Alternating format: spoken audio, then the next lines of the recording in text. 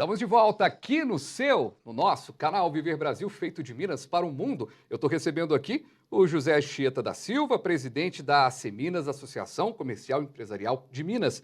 E, professor Anchieta, a gente falava na saída para o bloco sobre as câmaras especializadas em direito empresarial. É uma parceria aí da Asseminas com o Tribunal de Justiça de Minas Gerais. Como é que foi?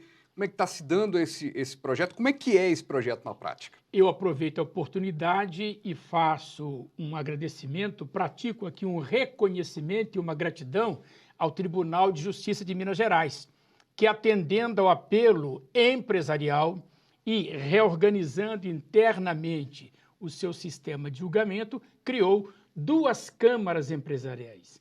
Isto significa que os processos de demandas de cunho empresarial, societário, esta coisa que a comunidade bem compreende. O Tribunal de Minas, na forma em que já se dava no Tribunal de São Paulo, criou as duas câmaras. Foi, sim, uma iniciativa das instituições do mundo empresarial, liderados ou co-liderados, é verdade, pela Asseminas. Foram 8 anos de pedido, de reuniões, de várias confabulações a respeito, e nós agradecemos ao Tribunal de Minas Gerais, que em boa hora criou duas câmaras empresariais. Agora nós temos então duas câmaras que melhor decidirão as questões empresariais. Por que melhor? Porque, tratando-se de câmaras especializadas, com certeza Minas, o Tribunal de Minas, o Judiciário de Minas também ditará uma jurisprudência acreditada a respeito dos temas empresariais. É muito relevante, foi uma extraordinária conquista. Para a gente entender melhor e até para deixar muito claro aqui para quem está nos acompanhando, qual tipo de pauta, por exemplo, é discutido numa Câmara Setorial? Demanda de sócios em sociedade, não é? Dissolução de sociedade, enfim, acordos de acionistas ou de cotistas, os grandes projetos de compra e venda na área em que a compra e venda seja de natureza comercial, enfim, processos de falência, de recuperação de falências ou recuperação de empresas na área da arbitragem, que é um segmento muito interessante, de modo que essas matérias em si especializadas receberão tratamento quando do julgamento no âmbito do Tribunal de Justiça, nestas câmaras especializadas. O senhor falou agora há pouco, no programa, sobre o empresário estar preparado para o 5G, 6G, 7G e por aí vai. E foi a invenção do empresariado, o acreditar mesmo no empresariado que fez com que as coisas acontecessem. Eu gostei muito do exemplo do rádio, porque eu sou apaixonado pelo rádio, sou do rádio, e eu acho que o rádio ele é um exemplo também de algo que vai passando o tempo e consegue ter uma força muito grande. E no meio disso tudo, há uma questão muito nova, eu quero crer, entre os empresários. Pode ser que muitos empresários tinham essa visão, mas hoje é uma visão já quase que plural, que é a questão do meio ambiente. Tinha-se a questão do meio ambiente ainda, uma pauta ainda muito difícil de ser pluralizada, e hoje ela é uma causa, porque a gente tem um planeta que vai acabar, se a gente não cuidar dele. Sem dúvida. E aí a gente tem um projeto muito legal encampado pela Asseminas, com vários parceiros, que é a Conspiração Mineira pelo Plantio de Árvores. E a meta é audaciosa, é 1 bilhão de árvores, não é 1 bilhão de árvores de uma hora para outra. A Helena Neiva, esteve aqui, que é uma das participantes do projeto, contou para a gente que não é uma coisa que vai acontecer de uma hora para outra, mas isso também é um despertar do empresariado para as questões que antigamente não eram tão importantes para essa classe? Fica aqui um necessário agradecimento, reconhecimento também ao professor Evandro Neiva, a sua filha, Linda Neiva, que, no âmbito do nosso Conselho de Educação, o professor Evandro, passando a presidência do Conselho para o professor Cabral, ele trouxe essa ideia imediatamente encampada de um projeto de plantio de 1 bilhão de árvores. A Asseminas não vai plantar 1 bilhão de árvores, mas a Asseminas tem a responsabilidade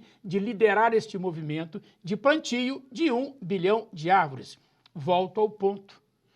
O empresário é o maior contribuinte para a salvação do planeta Terra. É claro, Não se empresa sem respeito às leis, sem respeito ao meio ambiente, e que isso fique muito claro para qualquer pessoa que tem acesso a esta nossa boa conversa aqui na televisão. Este projeto de 1 bilhão de árvores já está em andamento. Um grupo de trabalho está cuidando exatamente de monitorar onde e quantas árvores estão sendo plantadas. E nós repassaremos para a sociedade o andamento desse projeto, que é do meio ambiente, é verdade, mas é um projeto com cujo projeto todos os empresários da Seminas estão comprometidos. Professor, qual que é hoje o maior desafio para o empresariado em meio a essa crise econômica que a gente está vivendo, que é uma crise econômica que vem de uma pandemia que não acontecia há mais de 100 anos, ou há quase um pouco menos de 100 anos, não tinha uma pandemia como essa no mundo. De repente tem uma guerra entre dois países que acabam sendo um deles importante demais, outro também se mostrou importante. Às vezes tem gente que nem conhecia a Ucrânia direito, não sabia que a gente dependia do milho, que a gente dependia de tantos insumos.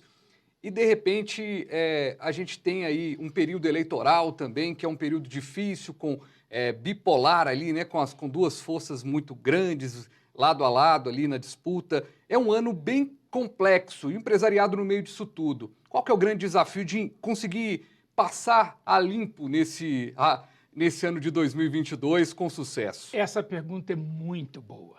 O que é preciso melhorar, e estamos todos atrasados, muito atrasados, é uma relação melhor, maior, mais apropriadas entre o mundo do empresariado e o mundo de governança. O poder público, eu posso dizer no plural, os poderes públicos nas suas três instâncias, federal, estadual e municipal, não respeitam como o devido o mundo do empresariado. Então, esta relação do mundo do empresário, que é quem paga o imposto, viu? As igrejas não pagam imposto, sindicato não paga imposto, militar não paga imposto, quem paga imposto é quem dá emprego, é o empresário. Esta relação está desigual. O mundo do empresário é surpreendido com leis de péssima origem, mal feitas. O empresariado é punido todos os dias, no âmbito da tributação, principalmente, no âmbito do meio ambiente, há muita incompreensão e o empresário não é chamado para sentar à mesa com os poderes públicos constituídos. Este é um desafio. E não haverá vencidos e vencedores, não é? Copiando do modelo francês, mais precisamente do pensador Benjamin Constant, Dom Pedro I, aqui no Brasil, criou na Constituição de 1824 o poder moderador.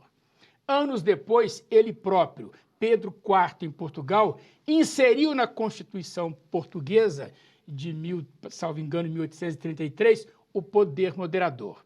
Esse poder moderador, hoje, há de ser exercido por quem não seja governo. O empresariado paga a conta e não é governo. A mudança do Estado, e o Estado brasileiro carece de urgentes mudanças, não se dará sem a convocação do mundo empresarial, que fala presente desde já. Precisamos sentar nesta mesa. Ótima análise, viu, professor? O que o senhor está dizendo, na prática, é mais que os políticos chamem a classe empresarial para as conversas que, de certa forma, eles são tomadores de decisões dentro de cada município. Dos 5.570 municípios do Brasil, 853 municípios mineiros. É preciso valorizar a cidade. A Constituição brasileira pensa muito na União.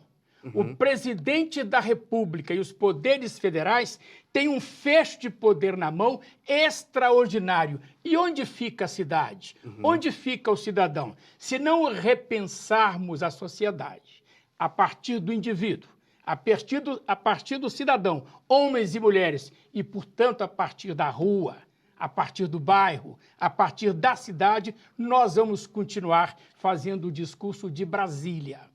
É preciso que sejamos chamados para um grande pacto nacional, defendendo principalmente o brasileiro, homens e mulheres. Muito legal, interessante imagem ter essa abordagem que você aí em casa analisa e de repente concorda ou discorda, mas é muito legal a posição do professor Anchieta. Eu estou impressionado, professor, como é que o senhor tem tempo, viu? Porque estou vendo aqui o seu tempo, esse doutorando que o senhor faz, terminou agora, o doutorado agora, Sim. em Ciências Jurídico-Empresariais, né, pela Faculdade de Lisboa, foi um doutorado muito atual e trabalhoso, né? Mas tanto quanto lá eu fiz História do Direito, que foi exatamente uma especialização, um curso que eu fiz que me deixou muito satisfeito.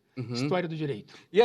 E aproveitando a sua experiência, né? Acho que esse depoimento aqui era um ótimo depoimento já para até fechar a nossa participação, que foi muito bom. E o que hoje a academia, já que o senhor é um homem da prática, mas também é do mundo acadêmico, ou é do acadêmico e também é da prática, igual aquela propaganda antiga, Tostines vende mais porque é fresquinho, fresquinho porque vende mais, né? Mas o senhor acha que a academia, o que a academia hoje tem que aprender para entrar no mundo real no que diz respeito à administração empresarial? A academia está no mundo real. A academia é o mundo pensante. Dizíamos nós aqui, acredito que fora da tela, a ausência de preocupação hoje com a verticalidade das coisas, com o fundamento das coisas. Nós pertencemos a uma sociedade que andamos de cabeça baixa e com os dedos no celular. A academia propicia este encontro da realidade com o fundamento das coisas, com o pensamento. É um equívoco pensar que a academia está distante desta realidade, sobre cuja realidade acabamos de falar. Academia e pragmatismo andam juntos, esteja certo. Professor, satisfação demais receber o senhor aqui nesse papo para a gente apresentar um pouco do que tem sido feito. O programa recebe pela primeira vez a sua presença. Tomara que seja a primeira de muitas e desejo sucesso aí nesses projetos todos, em especial esse do 1 bilhão de árvores encabeçado. Eu quero acompanhar isso de perto e ver como é que vai ser isso. Já estamos plantando. Muito obrigado. Pois são mais de 600 escolas já participando do projeto. Conversamos com o professor José Anchieta da Silva, presidente da AC Minas, Associação Comercial e Empresarial de Minas. E o nosso Economia Agora vai ficando por aqui, agradecendo demais a sua audiência aqui no 527 Claro HD, no 9 Claro Analógico. Chegou no finalzinho, gostou aqui da fala do professor? Pois é, queria lembrar você que indo lá no youtube.com/canal V Brasil, você acompanha esse programa todo na íntegra, tá tudo lá. Aí você pode rever, inclusive compartilhar com outros amigos e se inscrever no nosso canal. Até o próximo, valeu!